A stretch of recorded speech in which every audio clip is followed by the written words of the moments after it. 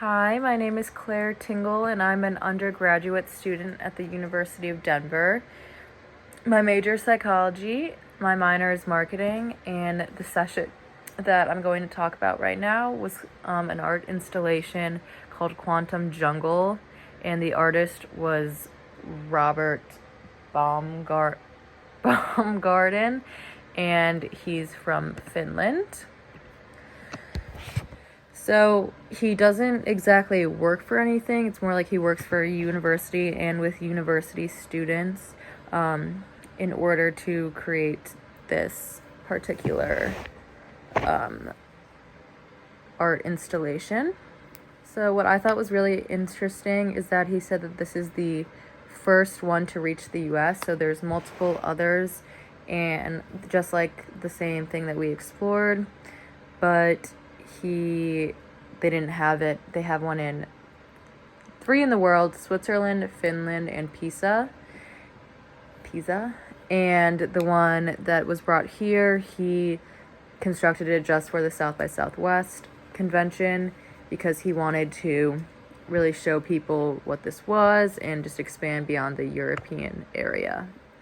So basically what we first saw was this large art piece, and it had a bunch of what he said were like door stoppers, like the ones that vibrate when you hit them.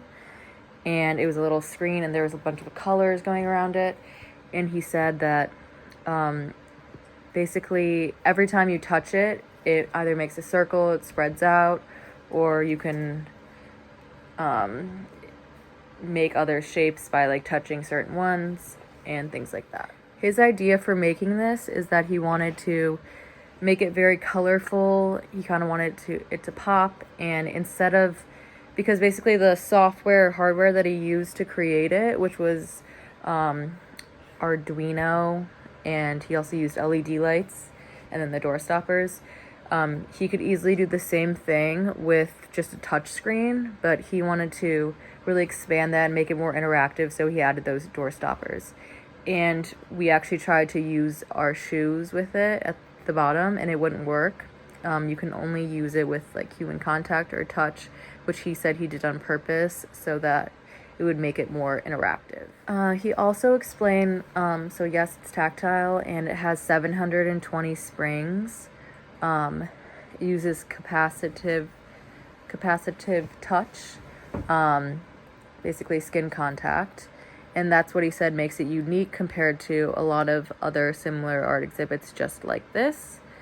He made a custom circuit board using Arduino, and he used 12,000 LED lights. And if you don't touch it for a while, sometimes words or letters pop up, which is, he said that it's the way he programmed it. And he also said that he didn't really know that much about quantum physics, which I thought was really interesting because it's called Quantum Jungle. But he said he learned a lot about quantum physics from making it.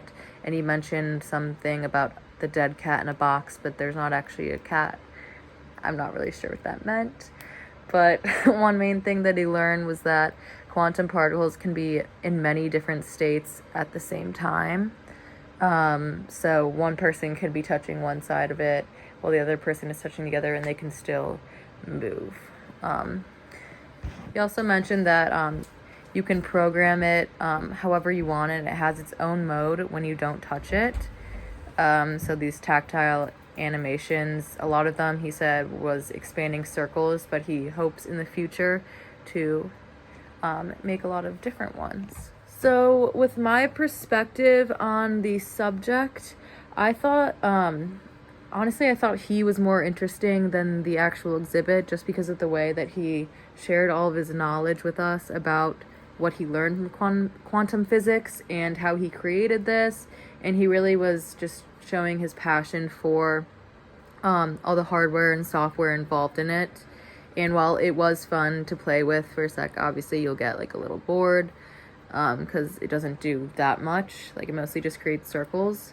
But I'm glad that he said that he hopes to add more to it, so maybe you can create like other lines or other shapes. He said would be very interesting. I don't necessarily know how this information could impact a business, more maybe tech, the tech industry, definitely with marketing. If you have like, I think maybe if you were to do like an interactive advertisement using this software and hardware, I think that it would definitely draw a lot of people towards it, and then really you'd be able to promote whatever product it is, whether it does have to do with this technology or not.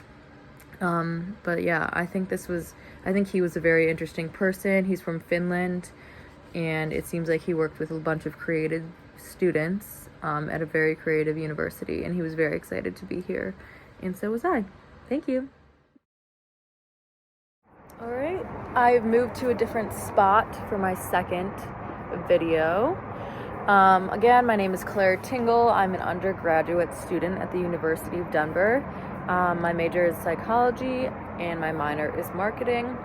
And the next session that I attended was another art installation. It was an ancestral exhibit. It was very interesting. The only thing is that the artist wasn't there yet because she is a university student, so she was still taking her finals. But we had the pleasure of meeting a very helpful man who was kind of telling us more about the authors and what they all did. So when we first walked into this exhibit, it was a little confusing because it was very tribal versus, I mean, maybe our ancestors. It was more tribal in the sense with like the like Hawaiian tribal themed, which was an interesting approach. And there was 3 different sections of the event. So the first one, there were computers, and they had a virtual AI poet, and you could ask it a question, and then it would give you not an answer. I'll explain a little bit about that in a second. And then the second section was a big screen with all the tribal masks and stuff, and then a fire in the middle. And then the third was an actual interactive part where you could take a tablet and move around through like a video game, it seemed. So the man that we talked to really helped, I guess, explain what was going on. So in the first section, the computer with the generated AI, he said that the answers are not really the answer that you're looking for, but they did that on purpose because of now there's all the ChatGPT and stuff like that, where if you ask them a question, they'll just give you an answer. He said that they wanted to formulate in a way where it wouldn't give you the exact answer you're looking for. So mine, I asked who's the best poet because it had a lot to do with poets, and they gave me a quote back by a famous poet. But there actually was an answer in it, and the point is you're kind of supposed to interpret it however you want to, or however you think the real answer is. The second part, with the screen and the fire, it had like a noise system, and then it was kind of like a 3D experience that they explained.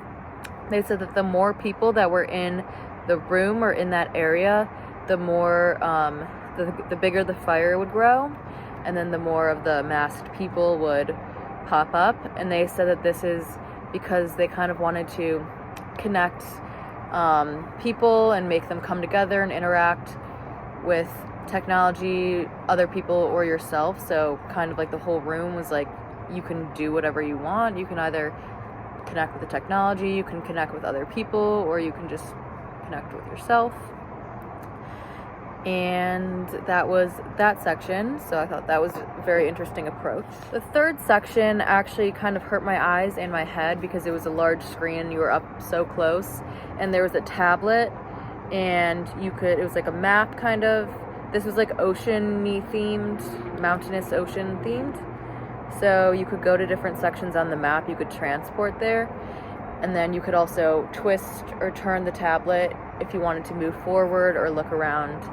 I didn't exactly understand the whole point of that one. I think it was more just bringing technology to life, and making it more of like a connection with you and technology. So for these experience for the AI and all that, they used Unity, and they said that it took 2 months to make the whole thing, but they were talking with the artist whose name is Josie for up to a year and a half before that with the ideas. And Unity is a game engine, but they also used a lot of coding that ran the EI Metaverse Lab. Oh yes, that's his name. What I really took away from this experience is that they kind of took a different approach to like what we expect, what the human population right now expects, especially with like AI and technology. We think that they're supposed to give the answers to us right away, but instead they wanted you to kind of think a little more and see other ways around it and what this answer could mean for this or what that answer could mean for that. And I really liked how they said they didn't want this to just be a one and done thing. They wanted it to go on and like you to continue to connect, and they really took the appreciation of people connecting into play. I think this is really important in the marketing world because you're supposed to get creative and really question different ideas and things. You can't just have one easy answer for everything. So I really think that having an AI that kind of gives you a different answer than what you're looking for and makes you really think a little harder is really important, especially even for consumers, not only the creators of certain products. I think things are becoming too easy nowadays and people are getting lazy. So I think things should be a little harder. People should maybe have to guess a little more, use their actual mind to think versus just a bot. I really enjoyed this and I like the message behind it. Hi, my name is Claire Tingle. I'm an undergraduate student at the University of Denver. My major is psychology, my minor is marketing, and the session that I attended was Accelerating the Science of Cannabis. So what was funny is that we actually meant to go to a different session. We meant to go to the VR and psychedelics session, but the rooms were next to each other and we accidentally ended up in this one, but it ended up being a very rewarding experience and we were still able to attend the other one after. So the speakers for this were Andrea Baello, Julia Bramante, Harold Hahn, and Ariane Roman.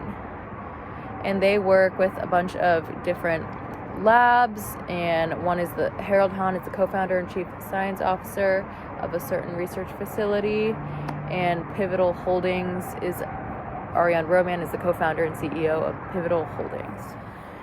So to start off, the purpose of their session was kind of to just bring to light the lack of research on these health and wellness drugs, for example cannabis, because not only can it be a playful drug, but it can also be really impactful towards your health and wellness and your emotional state and anxiety, mental health.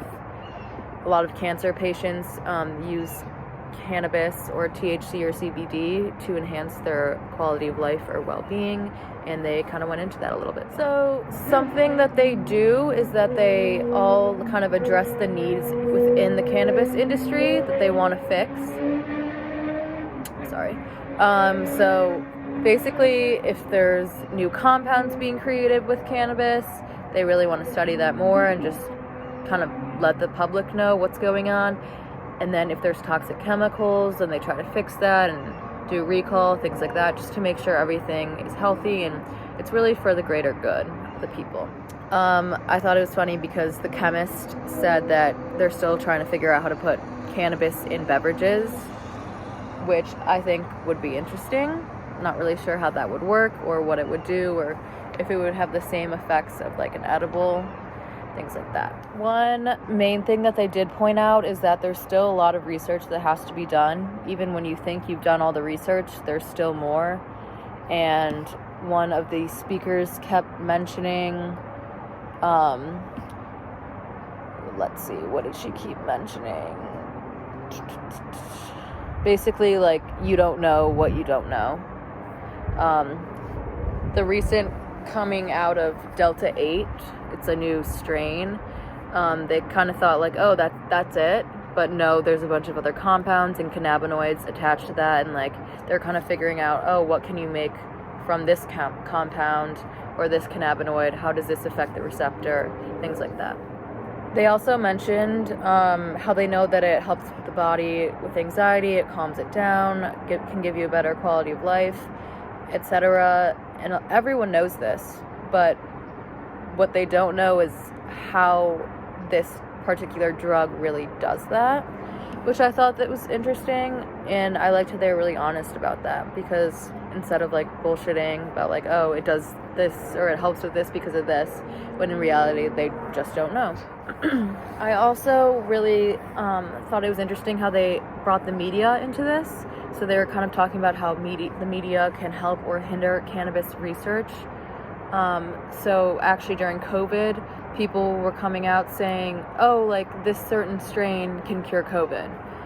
And what their takeaway was how they wish that journalists or publishers can be more responsible when they do publish these reports, really gathering all the facts versus just making the general public believe that weed can cure COVID, because it can't. But a lot of their data is based on clinical or preclinical research, so it's not even that real yet, which is interesting. So the perspective that I took away from this is that they are really focused on like for the people versus like for their own good. So they're doing all this research for everyone else, not just for themselves, not to gain more knowledge about it. They want the public to be made better aware of the situation or new situations or new strains that come out. What goes in the strain, what's the compound, all the science behind it. And I really appreciated that they were so open and honest and just want they just want to make the public understand it more versus just for their own good.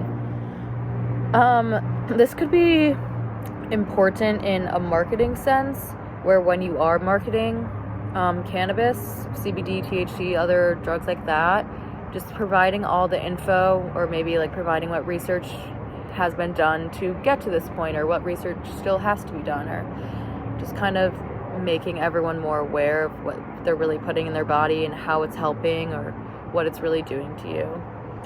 So I thought this was a very interesting session, and I'm really glad that I accidentally turned up here.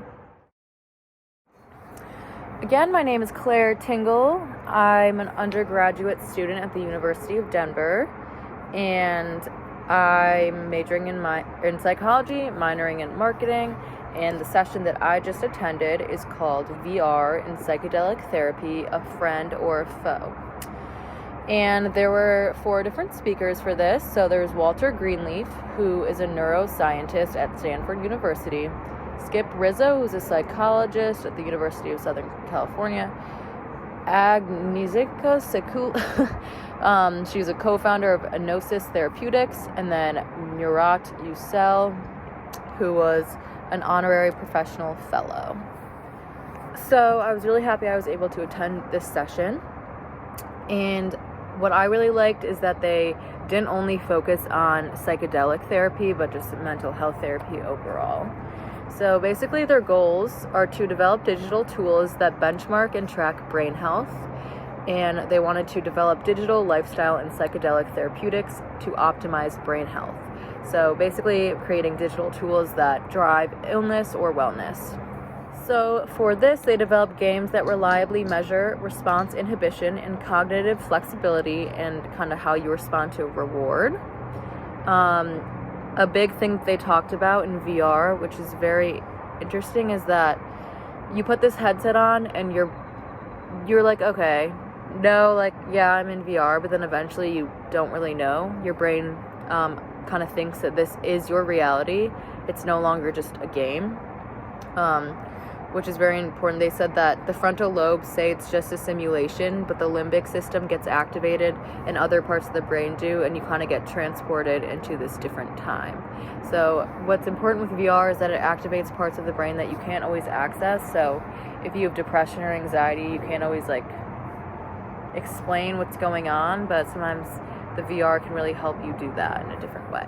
They didn't talk much about VR and psychedelic therapy. They did say that psychedelic therapy involves a bunch of human elements.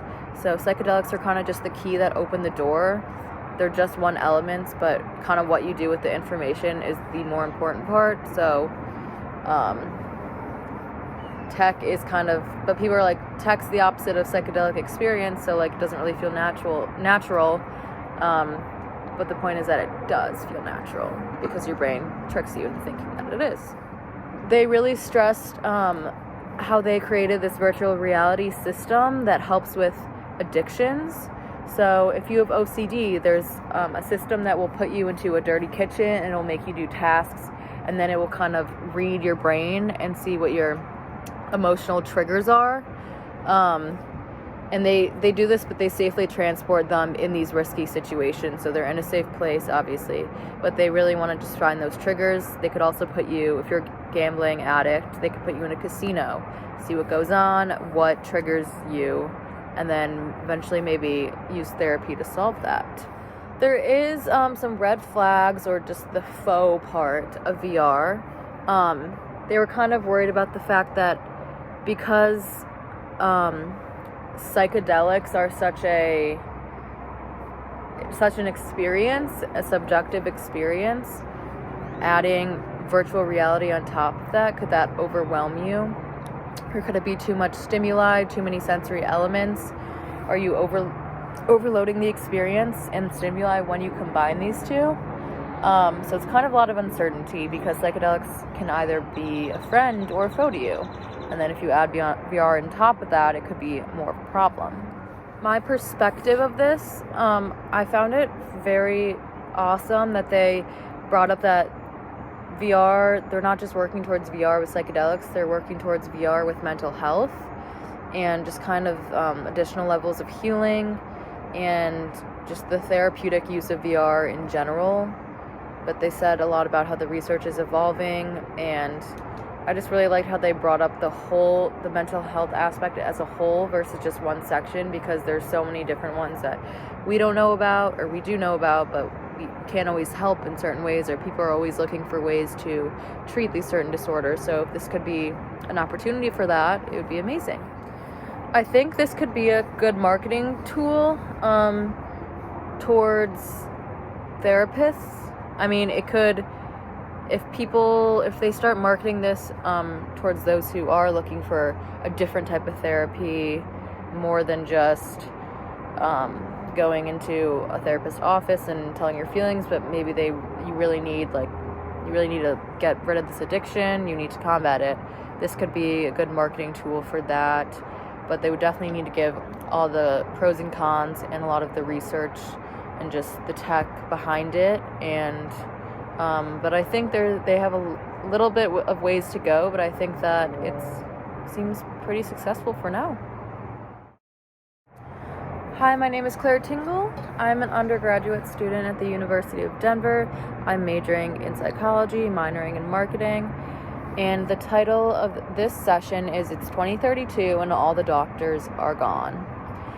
And the speakers for this were Kim Johnson, who's a global CEO at Ogilvy Health, Dr. Jeffrey Newport, MD, he's a women's reproductive mental health doctor, Danica Oriel Morway, a U.S. County Director at Four Paws. Ritu Thaman, MD, she's an assistant clinical professor of medicine. So this session was full, so we had to wait a little bit to get in, so we missed just the first part of it, but we were able to kind of pick up on what was going on with the rest of the situation. So basically a little rundown about what they're talking about is how suicide rates and burnout and just mental health issues in doctors are on the rise, and they're thinking at some point all the doctors could be gone because they don't want to face the struggle and challenges of this. They discussed a lot about what are the ramifications of patients who need doctors for healthcare and just the patient care system overall. So patients kind of crave this connection, and if you're under a time pressure to deliver news, advice, connection to patient in a short period of time. They don't really get that message. So at first they were talking a lot about the burnout and the mental health and all of that for doctors, but I kind of thought, what if AI were to replace the doctors? I'll go into that later in my perspective. They talked a lot about, like, how did we get here? How could we get to this point? So there's a lot of, like, systematic challenges, obviously, and they could go on and on about this, but I'll just give a short rundown. So there's obviously a lot of contributing factors leading to mental health burdens and burnout, and it has to do with so many things being demanded and required for medical care. So there has been the widespread telehealth since COVID, but this further distances a provider from the patient. But there are some good things, some pros and cons of the telehealth. So it's the ability to care for patients who couldn't come in, they don't have money to spend, or the distance to travel to a doctor's office. There's working mothers, or there's elderly who don't want to take the risk to go inside. But we really just have to adapt to that working population, is what they said, which I thought was very just honest and open of them, versus complaining about, like, no, we shouldn't do this. They're like, we just have to adapt. This is how it is now. One of the doctors or speakers, she was a vet, or at least she dealt with some of the vet doctors, is what I got a glimpse of, and how that burnout is so intense. But they said it's not because of the traumatic things that they were placed in. So they were like, had all these skills, all the training mechanisms to be in a place of distress while delivering care. It was more of like how they couldn't really, the helplessness that they felt, and they couldn't really do anything about the situations to change it. It just kept going over and over, and they were just surrounded by that burden of fatigue and burnout from this helplessness that they felt. My perspective of the situation, so I understood what they were saying, how doctors are facing this burnout, but I'm more concerned with the fact that what if AI replaces doctors, which, if that did happen, then I understand. They were talking about the importance of the connection that a patient needs with their provider. What if they don't have that? They're just speaking to a screen, or like they want to be able to like make changes in how they go about a certain kind of treatment or things like that. So I'm more like worried about what were to happen if 2032 and the doctors are gone because of AI. Then what? I think that wasn't addressed, but it should have been, because that would have been very interesting. I don't know. I guess I'm trying to think of how this really would impact marketing. I think maybe it could impact marketing in a sense where you could market more mental health opportunities or therapeutic opportunities towards doctors and kind of address the burnout of the situation, or of situations, and the fatigue that they're feeling of this constant pressure to be the greatest, because there is a lot of pressure with med school and just with being in the medical field in general. So I think if they just use some more marketing to kind of go about things a little differently and focus on the doctors who do have mental health disorders as well, not just the patients, that would be very helpful. My name is Claire Tingle. I'm an undergraduate student at the University of Denver. I am studying psychology and marketing, and this last session that I attended for today was Digital Sedation, a new alternative to anesthesia. And the speakers today were James Clarkson, who is a chief medical officer at Wide Awake, Joseph Go, who is a chairman and co-founder of Wide Awake, Judith Lin, who has an MD, MBA, RBT, RPVI, a lot of things, and Edward Zuckerberg, who's a partner at Revere Partners. This particular session was interesting because, I don't know, I just found it kind of odd.